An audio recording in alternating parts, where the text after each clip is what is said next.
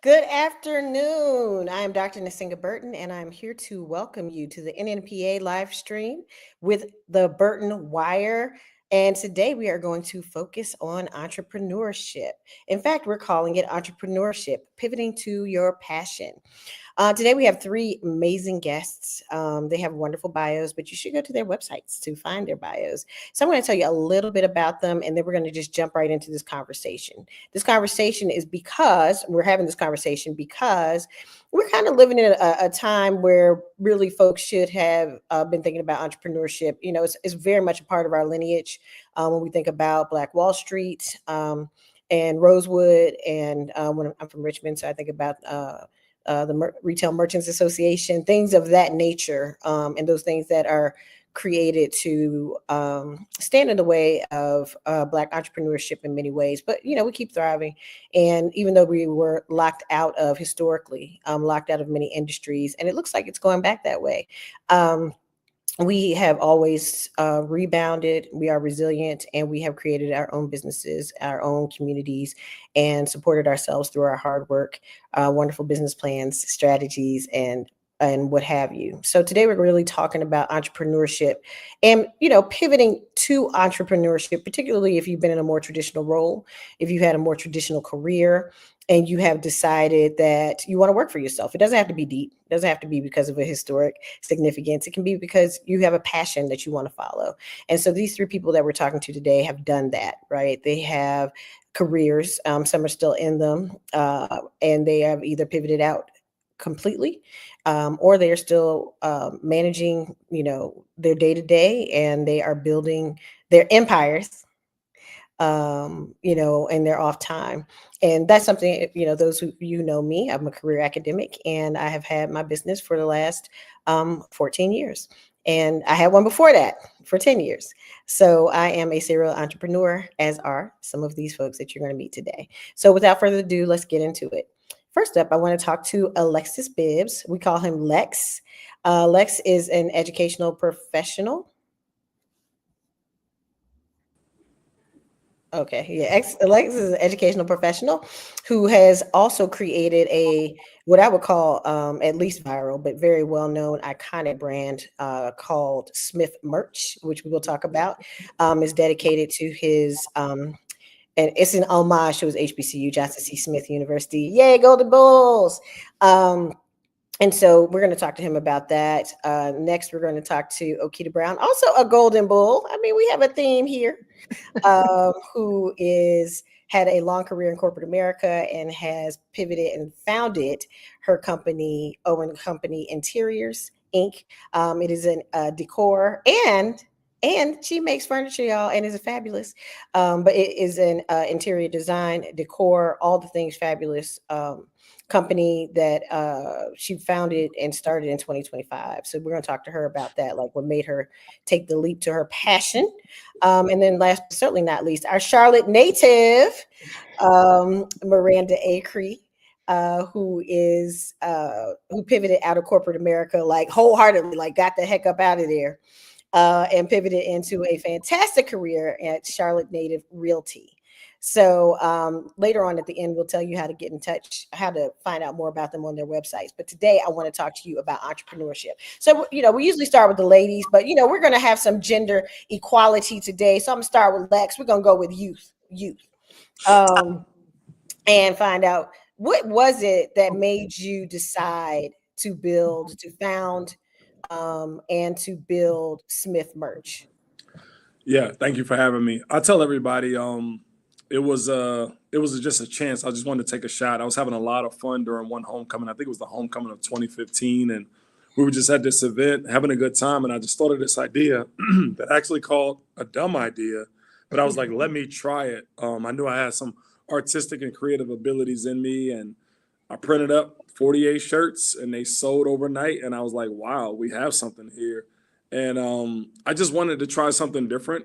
My full time is in education. I help a lot of young people, but that degree from Johnson C. Smith, I was like, I need to use in some degree. And so I was like, I know I took some art classes. Professor Burton was my old professor, so she downloaded a lot of knowledge, and just charisma in me. And so I was like, let me just try it. And it worked, and it's still working, and it's taken off to a level I never thought it would get to. Fantastic. Fantastic. Miss Brown, Okita. Yeah. So Lex, I need some of that merch. So definitely gonna go to that website because look, we all need that merch. Look, I'm running a little low. I would say I haven't pivoted at all out of my current space. A very dear friend of mine said that this is my heart's work. What I get to do every single day, all day, is in service of others, and it's been that way throughout my entire corporate career. Which is, I know I don't look this old, but 30 years in corporate America. But the opportunity I have on a daily basis is connected to my heart's work and making a difference and driving impact. So I'm fully in it, intend to be in it for a while, but the other side of my passion is creating beautiful spaces and creating beautiful things. So I actually started my interior design work in 2015, and I would do some projects here or there, nothing too crazy because I also had other things I needed to do. But then COVID, right? And we're all sitting at home and we're all spending a lot of time in our home. And I want some different furniture. So I started looking and trying to find what I wanted, and I could not find it anywhere. And then I just got this fantastic vision while I was sleeping of this beautiful piece. And it has a beautiful braid aesthetic, and we'll talk about that a little bit later. But then I made it myself, my general contractor, Customized Construction. He came in, dropped a frame in my living room, said, figure it out. And I made my own prototype, and it looked like I made it. So then I had to find someone that could actually make furniture. So that in and of itself was a journey. But I was able to find a woman-owned manufacturing company in High Point, North Carolina, that makes all of my pieces for me. So I get to play in both spaces. One, creating these beautiful pieces and these beautiful, moving from house to home and the decor choices that people have. And then the other side of my life is that very intentional opportunity to drive impact, my heart's work. So here I am.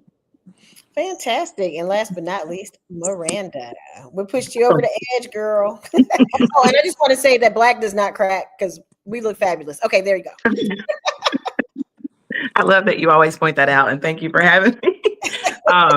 So what pushed me over the edge was just being in corporate space and feeling like I wasn't having an impact, right? So I wasn't working in my heart's work at all. I've been in sales mainly my whole life. And randomly and kind of interestingly, my dad was a realtor in Charlotte for 30 years. And when I was 18, he told me to get my real estate license, right? But like all 18-year-olds, I knew everything, right? If you didn't believe me, just ask me. I knew everything. And I said, I'm absolutely not going to go and sell real estate like you're doing. I'm going to college and I'm going to get my good job, and I'm going to go and I'm going to work that good job because that's what I'm supposed to do. And so I did. And I worked in corporate America for 18 years in different facets of sales, marketing, and whatnot.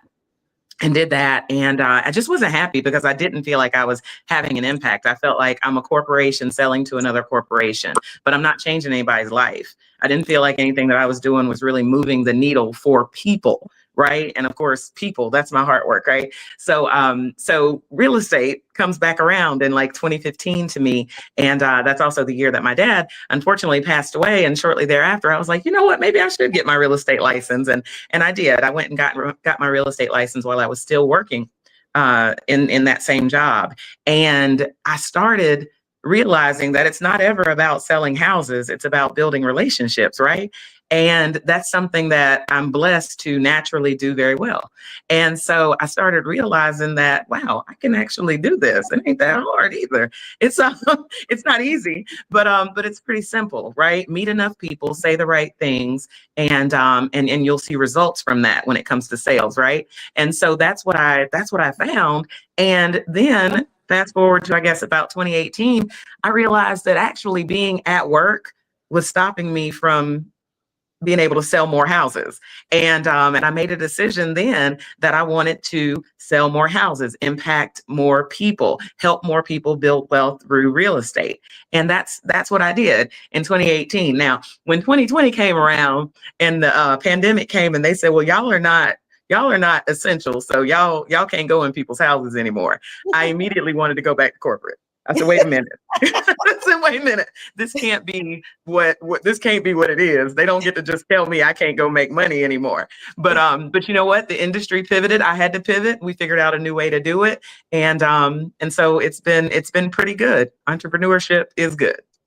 Fantastic, fantastic. So, you talked about Miranda, your dad being an entrepreneur before. Let's talk about that with everyone.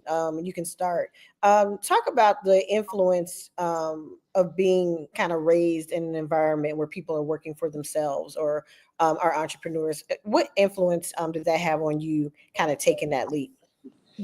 Well, it's interesting because the influence that it had on me was the reason that I said, no, I'm not going to do this at 18. Because I think when you're an entrepreneur and you're supporting a family, or you have other people who are depending on you, and you affect other people, your business or lack thereof affects other people, then sometimes they get to see not only the good, but the bad and the ugly of entrepreneurship. So I initially was 100% against it, because I said, oh no, it's hard out there. I don't want to do it.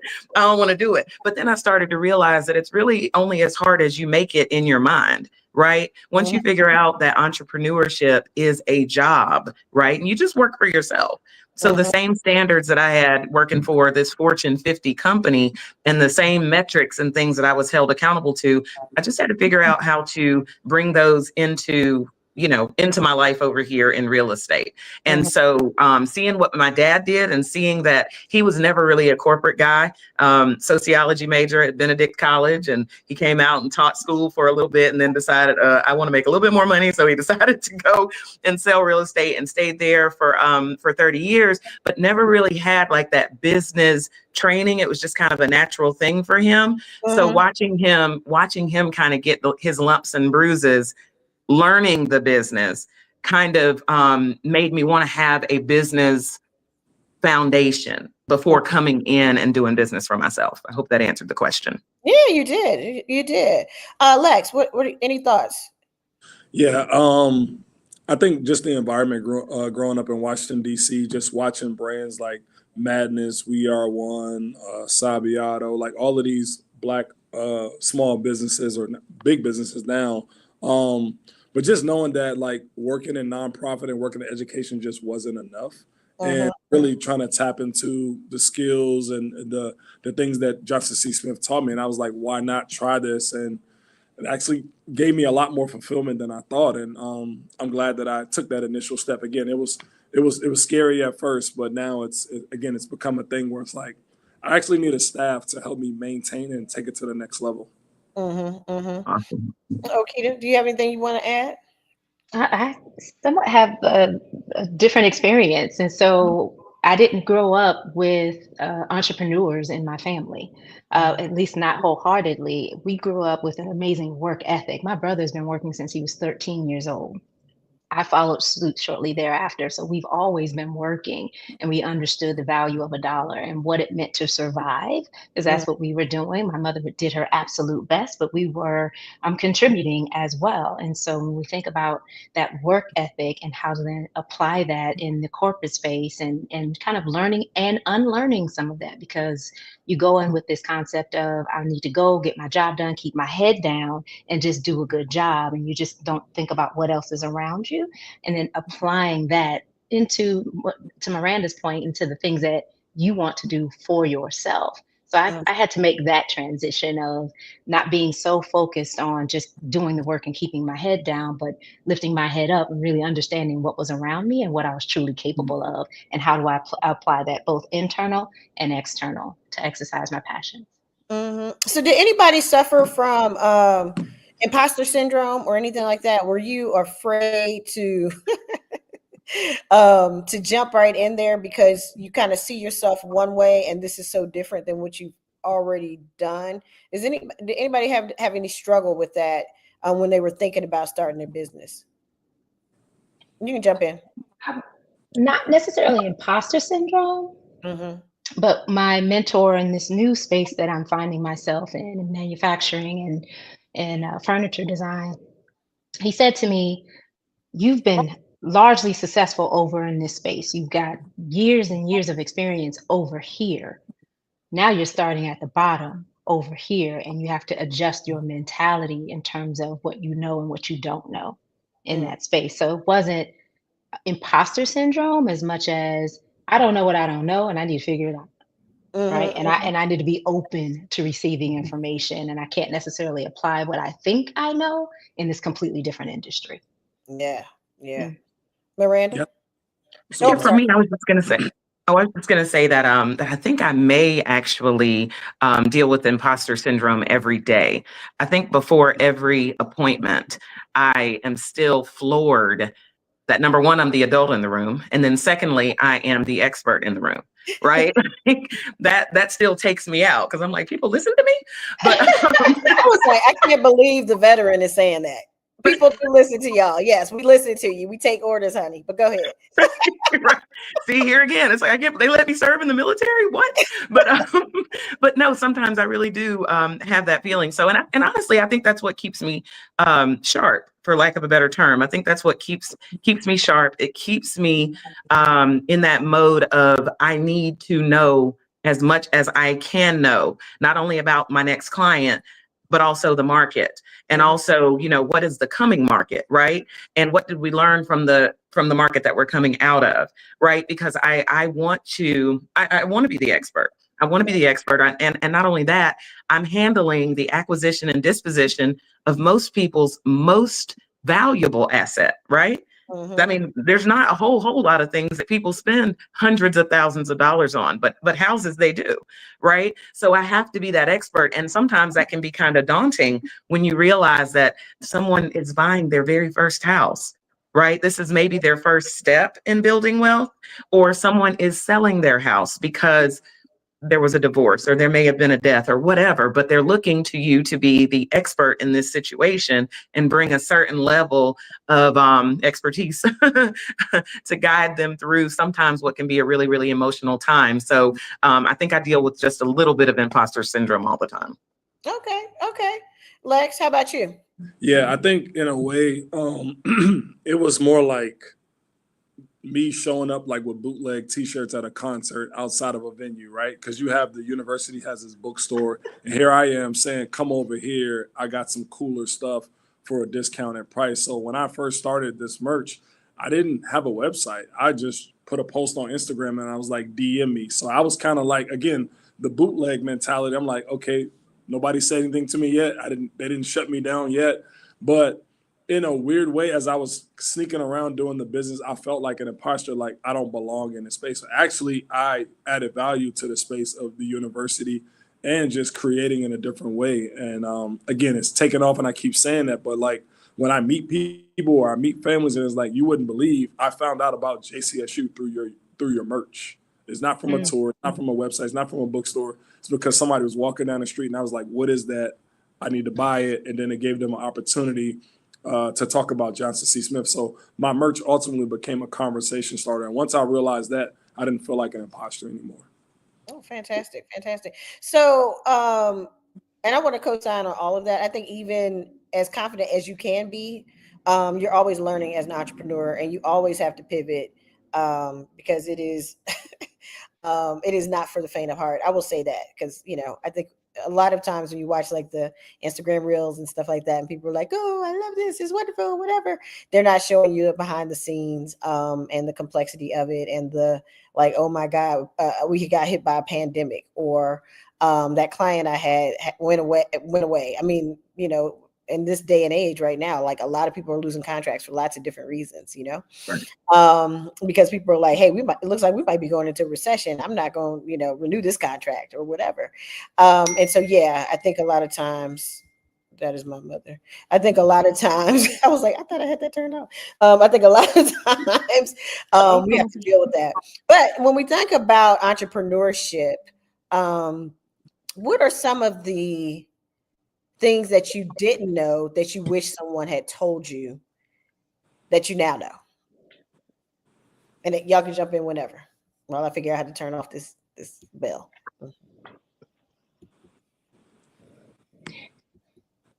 Things I didn't know honestly, I wish I had thought about this sooner, Mm, just started sooner. right? Because I've been in a particular space for so long, I'm well established here, but Mm-hmm. now I have to establish myself somewhere else Mm-hmm. at my age. So Mm-hmm. it's like, I wish I would have started sooner, at the very least, to Miranda's point, building relationships, understanding who's on point for what industry specific um, target I need to go after, things of that nature. I just wish I would have started sooner and then really got the opportunity to understand the industry in which I'm trying to enter. Mm, insightful. I think realizing No, I wasn't expecting that. I was not expecting that. No, no, no. I mean, I expect you to be insightful, obviously. Viewers, if you can't tell viewers, you know that these are your friends. These are my people. So I'm sorry. I want that answer, Keita. Yeah, yeah. Okay, I'm sorry. Okay. Bless it. Yeah, I was Lex, like, you were saying? yeah, I was just gonna say, duh, Lex, they know you. So realizing the fact that when somebody places their order and they DM you and they text you and like, yeah, it's been 2 hours. When can I expect my order? You're like, wait, what? Like, I'm still at work, but they realize they just have the access to you because they know you. They're Facebook friends with you. They're social media friends. And my wife reminds me all the time. It's like, when we go shop at these stores, pick a store. They don't know who the CEO is. They don't know who's shipping and receiving, but they know you. So that personal relationship is good, but it also can backfire because it's like they treat you with a different level of customer care and customer service. So you have to take the personal out of it, which is hard at times. And like, hey, he just really want that bucket hat for his vacation, but it's like they're like, no, where's my tracking number? I just put the order, and I'm like, wait, like I'm a small business here. Like, give me a day, let me process it, and I'll ship out your order. But it gets ugly at times because of their expectations. yeah, and I have been treated. I often tell people, and you all know this. I'll be like, I'm not your personal assistant.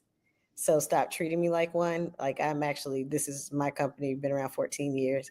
So give me my respect and stop acting like I'm your personal assistant. I'm not that. Yeah, Miranda. Yeah, to Lex's point, I think that sometimes managing expectations, if I had learned that I don't have to be a one-stop 24-hour business, if I had learned that earlier, and if I had learned to not only, have boundaries, but honor those boundaries, right? And have office hours. Big Red said my Mhm. office hours are from. That's what I was supposed to be telling people. My office hours are from X to Y, because when it comes to other professionals in any other industry, I don't care what happens to me in the middle of the night. I can't pick up the phone and call my doctor. Mhm. I don't can't pick up the phone and call my lawyer in the middle of the night, or my tax professional, or any of those people, because it's outside of their office hours. So the thing that I wish I had learned was work-life balance, and Mhm. I wish I had taken the work-life balance that I kind of had in corporate America and brought that into the entrepreneur space, because I think I came in thinking, no, no, no, you have to be available all the time or you might lose that client. Or you could set expectations with that client and let them know that you don't work 24 hours a day. And now I do that at a really, really high level. And I wish I had gotten to that sooner. Mhm. Mhm. Yeah. So, what's the difference though between, because when you work for a corporation, educational institution, or whatever, sometimes you are doing that grind, right? Especially certain times of year, like May is hell for educators. It's hell for educators, May and June. But like, where you feel like you are, burning the candle at both ends, and you're working over and over and over, time.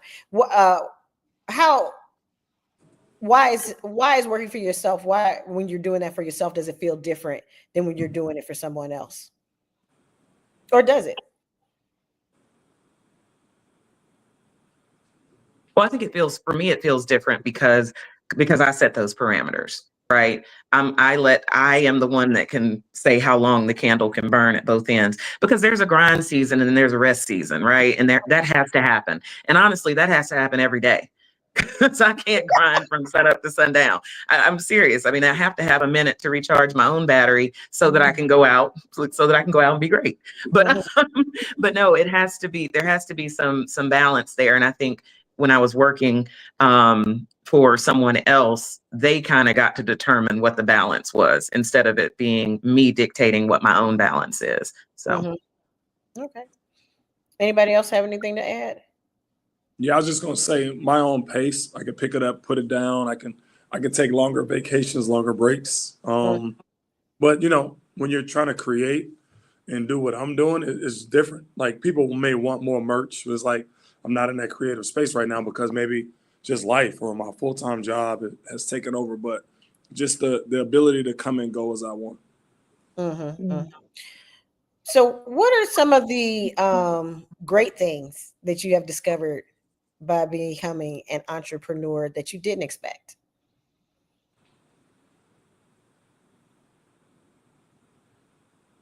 Miranda. My co-host, Okita. listen, opportunities like this, to talk about entrepreneurship, I appreciate it, right? Because it's an opportunity to let people know what it's like on this side. And some of the other great things that I think came with entrepreneurship is when you respect what it is that you do, and you really do say, this is my craft and I'm going to dedicate myself to it, and I'm going to study it so that I can learn it and learn as much as I can about it. Then you are given opportunities to, like my goal is to not sell houses forever, right? Right. I don't want to sell houses forever. For the last 3 years, I've been coaching real estate agents, newer real estate agents, to help them become more productive in this business. Because as an entrepreneur, a lot of people say they get into entrepreneurship, start their own business because they like the freedom of it. I've never felt less free than I feel right now, because I'm still following a schedule. It's just that I set the schedule, right?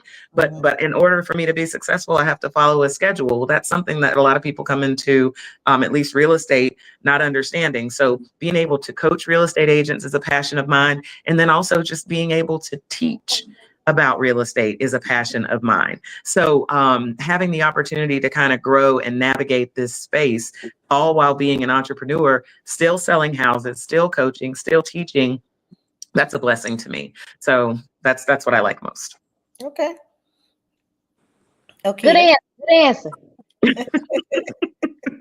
Insightful. Oh my God, I'm gonna be here insightful for the next 10 years. Oh my God. Oh my God.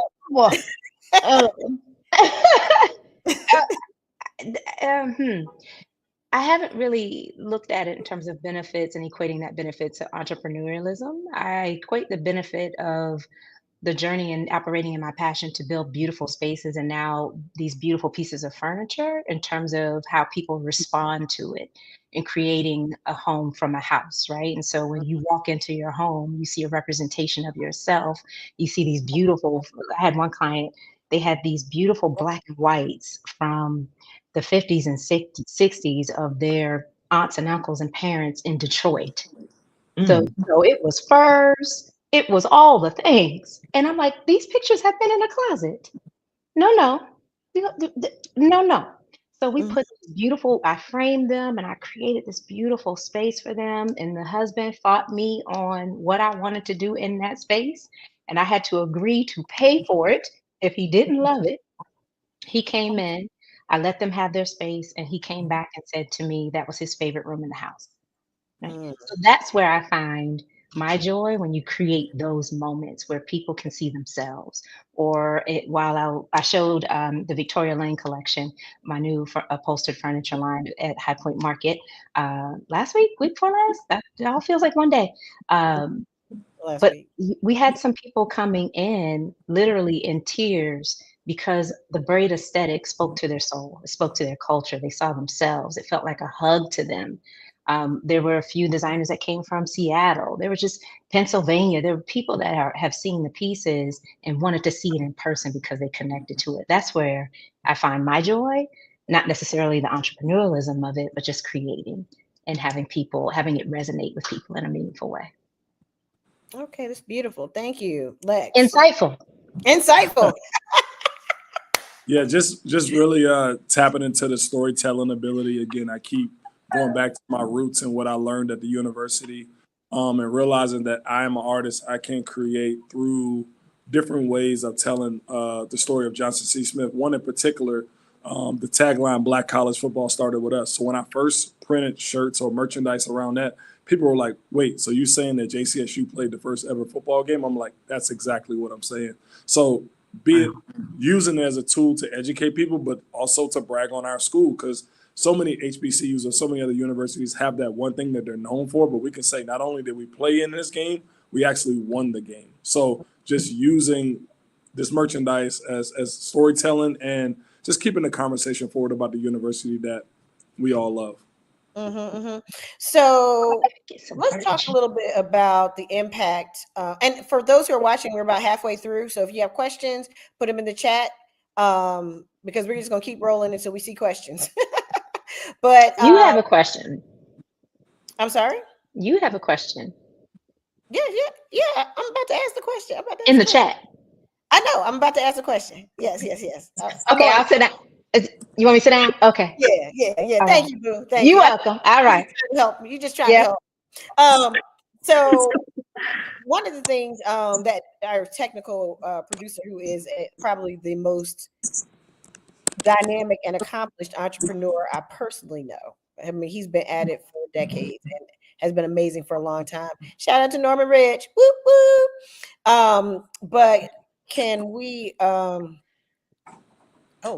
okay. Can we talk about the impact of starting your business and what it has on the dynamic, on your family dynamics?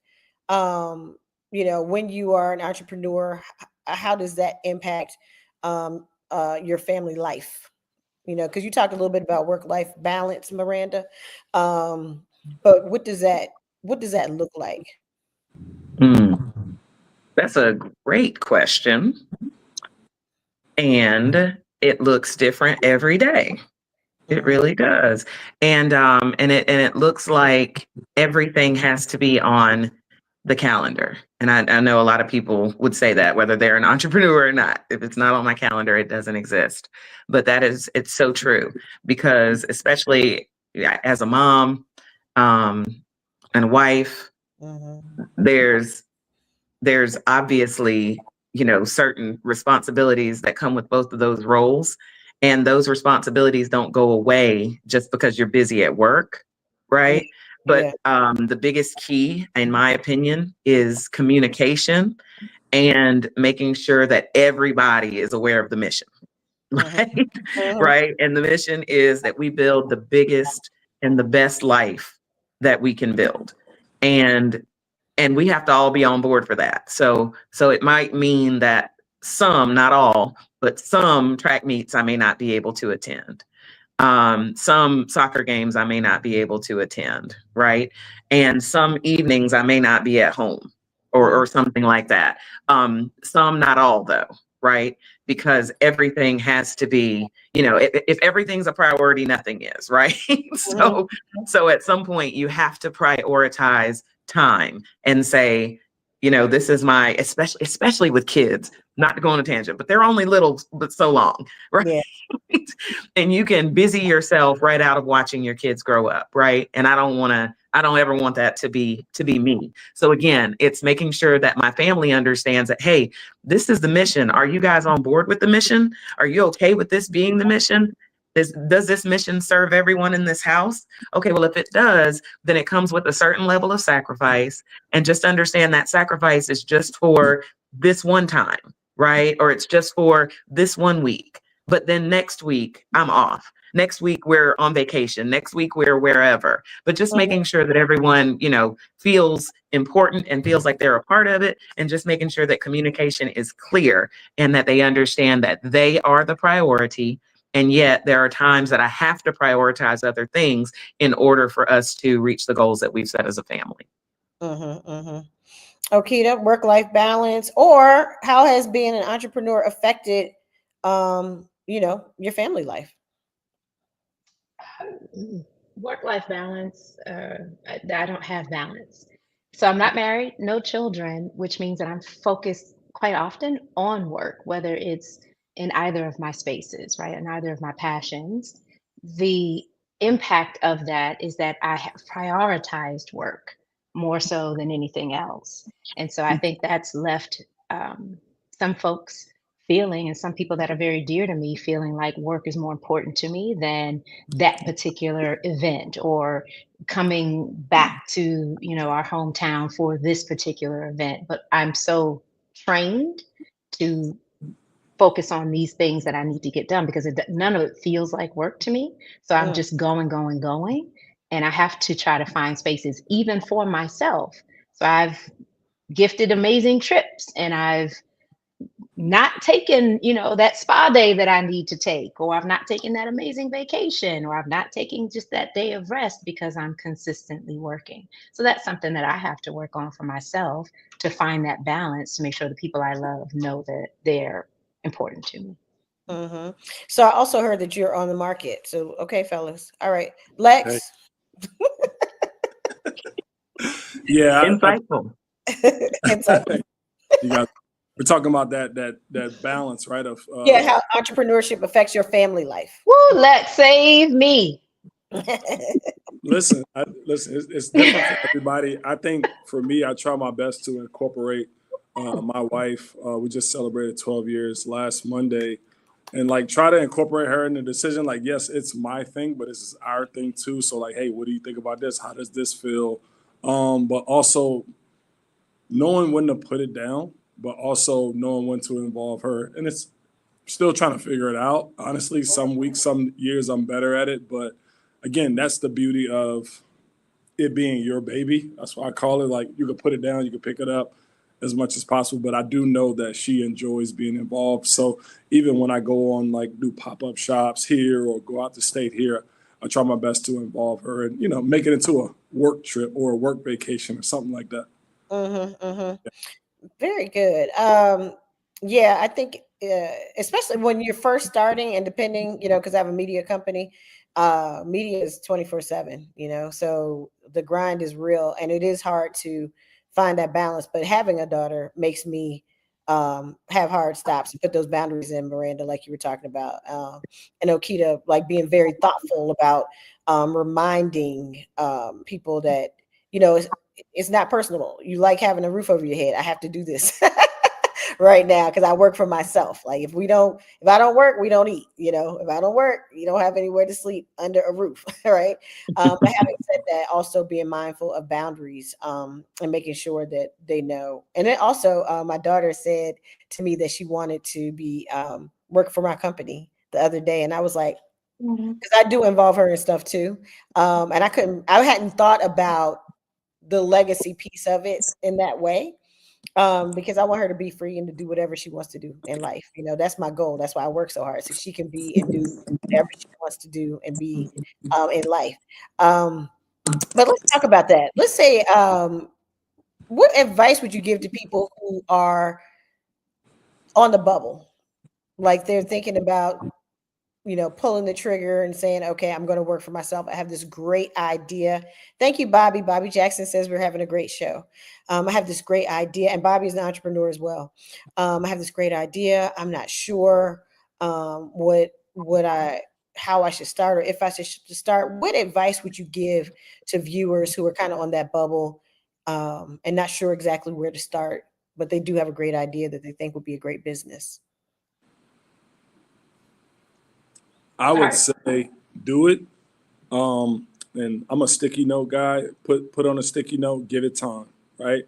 Month one to where I am now, again, I could not have imagined. But sometimes I see my friends or people that I know of that give up on these things, on these ventures too easy. I'm fortunate enough to have other resources coming in that I can really make this my third or fourth option. And that's a blessing in itself. I don't need this to pay our mortgage or anything like that. That's another blessing. But just give it time. You just don't know. And Jerry Lorenzo, the guy, he's one of my virtual mentors. He created Fear of God. And he said sometimes we want to create pieces for the masses, but sometimes it could just be for that one person, right? That one sale could be for that one person. And again, how I look at my merchandise for storytelling and just creativity, but just do it. Just absolutely do it. Eliminate any fear, any doubt, and just go through it and listen to yourself, because everybody else is going to have an opinion, including us on this chat, right? But you got to trust your heart and trust your vision. Mm-hmm, mm-hmm. Oh, Okita? Analysis paralysis, and that Quincy Jones said, right? So don't analyze it to death, right? Don't just stay in the what ifs and what if this doesn't and what if this doesn't, what if it does. The failure is not trying, right? The failure is when you sit on something that could be beautiful, or create a space for someone, or a first home for someone, or you're designing merch that speaks to someone's heart, right? Whatever that looks like for you, if you don't do it, then you don't get to share that with the world, and someone misses out on your gift. So Mm. think about it in those terms. If you have something to put out there, do it. You're not going to know everything initially. You're not going to know everything ever. It's always a journey. You're always learning, but you fail when you don't start. Mm-hmm, mm-hmm. And Miranda? Yeah, no, I Insightful. agree with it was very insightful, both of you. And I agree wholeheartedly with all of that. And I would say, especially the analysis paralysis part of it, the getting ready to get ready. I'm getting ready to get ready. I can't Mm, start until I get this in place. And then I can't do that until I get this in place. Getting ready to get ready to get ready to get ready will put you right out of entrepreneurship. Pull the trigger and do it. And yet, now there is a little bit of analysis that needs to be done if you are planning to leave your full-time job and go into entrepreneurship full-time, right? It is necessary to really analyze, what is the full impact of this decision, right? Not just my paycheck, but what else am I leaving behind when I walk into this situation where it's only on me? Right. So any retirement planning is now on me. Any life insurance is now on me. Health insurance is now on me. Vacation time is now on me. All of these things. So it is necessary to really analyze the impact of what is the full-time job. I started calling my full-time job my first investor, right? when I knew I was short and I was going to be leaving very soon, I was like, they're just my first investor investing into the business that I'm about to start. So I did real estate for 3 years while still working in corporate America, because there was no way I was going to just step out and say, I know this is going to work, right? It needed to be time on task over time. Right. Because, no one's going to trust me to sell their house just because I say, hey, trust me, just because I say, hey, I'm on Instagram, I'm on YouTube or something like that. I had to actually get the time on task in order to get the trust of people to understand, so that they would understand that I am capable of doing what it is that they need to have done. So I would just say, make sure you're stepping out on, on real faith and action and preparedness, and not just step out away from your corporate job on frustration. Oh yeah, very good, very good. Yeah, I think also the educator in me is about do your research. Don't overanalyze. You're right about that, Okita, because you can talk yourself out of doing something for sure. But do your research and know that Black people are the majority of entrepreneurs in this country. Really is Black women, and we are starting businesses at a clip that is much faster than any other group in this country, and succeeding. Our problem is access to capital, access to venture capital, all of those things, resources, and things of that nature. So I would encourage you to do some research, even if it's to uplift yourself. Like, I could do this because my people are doing this, right? Or, we have this, legacy, this history of doing this and being successful at it. But also writing a business plan. I got my seed money from a business plan competition by NABJ, National Association of Black Journalists, and I won it. And that's how I got the seed money for the Burton Wire Media Group. But I had to write a business plan. But writing that business plan has been what has allowed me to pivot when I need to understand where I should be, and to project where I should be relative to where I am. It also prepared me to not make a profit for the first 8 years, because I did not. Which I tell people and they can't believe it. You were doing this, you were doing that, you were doing this. Yes. And I did not make a profit until year 8. So you have to be ready for that. And that's where the resiliency piece comes in. But something that you talked about, and I'm thinking about Norman, who is one of my mentors, and Lex, you talked about your mentor, and Miranda, you talked about coaching, and Okita talked about a mentor. What role does mentorship play how significant is mentorship in being a successful entrepreneur? How significant has mentorship been for you in being a successful entrepreneur at this point?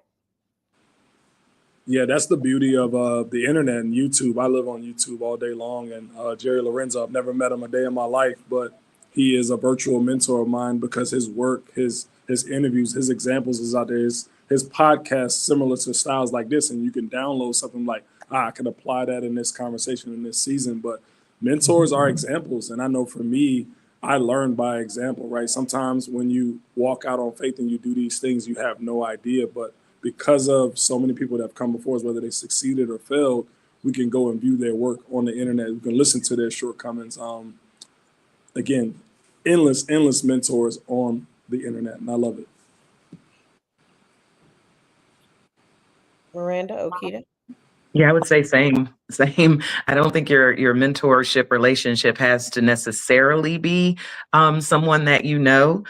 So I absolutely agree. I have several mentors in my head, and maybe one day I'll be able to meet them. And then I also think it's necessary to have a mentor in every, endeavor or every area that you want to get better in. So, like recently, even though I've been selling real estate a while, I recently decided to get into the real estate investing space. Well, I have a mentor for just that, right? And she's amazing, and she does it at a really, really high level. Ashley Jeffers, love her, and she does it at a really high level. But it was necessary for me to just align myself with somebody who knows what they're doing and knows that, yes, you can get discouraged out here in what you're trying to do, right? I mean, I think somebody mentioned before, you see the glitz and the glamour, but you don't really see like the hard times and all the things that can come up. So it's really great to have someone to be able to kind of coach you through those moments. So very important. Yeah, I would agree Mhm. with both Lex and Miranda. You don't know what you don't know. And having a mentor in this space, whether a virtual or someone that you can pick up the phone and call, is so important because you need to learn. You're on a constant quest of learning every single day. So I don't think I would be even as far as I am without that coaching and mentoring from various people in manufacturing to the mentor that I have in other spaces. So it's critical to success. Okay, now let's our last few minutes again, people. If you have any questions or comments, make sure you post them because we got 9 minutes left. And now we're gonna get into what I would say something to chew on. So I'm just gonna ask you questions and you just answer them, as you can. How does one find a mentor? We often hear like get a mentor, get a mentor, get a mentor, get a mentor. How does one find a mentor if they're interested in entrepreneurship? And Lex, you told us how you found Jerry, but is there some other way that people can find mentors? I think it's starting with the network you have, making sure and letting people know this is what I'm interested in. Every person that you talk to should give you 2 or 3 other people to talk to about what it is that you're trying to do. And it's not that you find the first person and that's the person you're going to be with and that's the person you want to mentor you, but you understand who you're talking to, what have been, to Lex's point, the success and failures of that person, right? What can you learn from them? Identify that very early on, but start with your initial network, right? And then start to broaden that scope a bit. You'll get to the people that you need to get to if you communicate and do your research accordingly.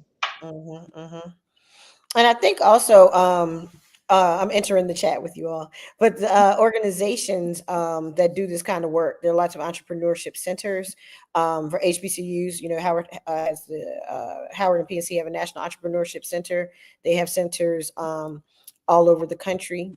There are other schools that are not part of that program, but have their own entrepreneurship centers. Many communities, they have workforce development, which have entrepreneurial spaces, Small Business Association, SBA. There are a lot of local SBAs where you can get those kind of, you can get mentors, and you can also get information about entrepreneurship. So there are lots of different ways to get mentors. All of us are members of the D9. We have Delta, AKA, and Phi Beta Sigma. represented here. Those are very good places to find mentors, even to just talk and ask someone, even if you're not a member. If you are a member, for sure. Not a member, for sure, still ask, because we do a lot of that kind of work in the community, as well as other organizations do this kind of work. All right, so best practices as an entrepreneur. Okay, I made the leap. I'm off the bubble. I got my mentor. I have some idea of what to expect. What are the best practices for succeeding? You know, most businesses fail within 3 years. That is a stat. That is not discriminate. It's across the board. But what are the best practices? Just three, if you can think of three. One, if you can think of one. Best practices for having the best chance at success as an entrepreneur. For me, it's identifying what my good day is, what a successful day is for me, right? And for just as it happens for me, a good day is setting appointments, right? That I judge everything by, did you set an appointment? Because if you didn't set an appointment, did you go to work today, right? So you got to identify, what does it look like to have a good day, and then work toward that every day. And once you're consistently doing whatever that is, like it used to be for me, it was like set one appointment. Okay. And then after you're consistently setting one appointment, you need to set two appointments, right? And then beyond that, okay, now what's happening again for me? What's happening at the appointment? Did we secure the listing? Did we get the buyer? Did they sign something? Did you get a piece of business out of it, right? So I have to identify, what does a good day look like? And then have as many good days as possible. I understand they won't all be good, but I have to have more good days than bad days. I have to have more days where someone hired me to do something than days where no one hired me.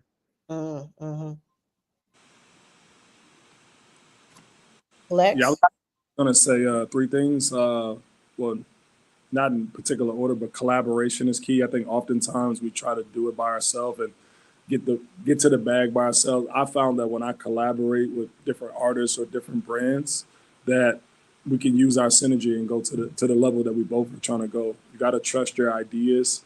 And I think the hardest part for me, I'm going to answer your question, but throw this in there, was just like the naysayers, the doubters, the haters. Like, you really just have to block it all out.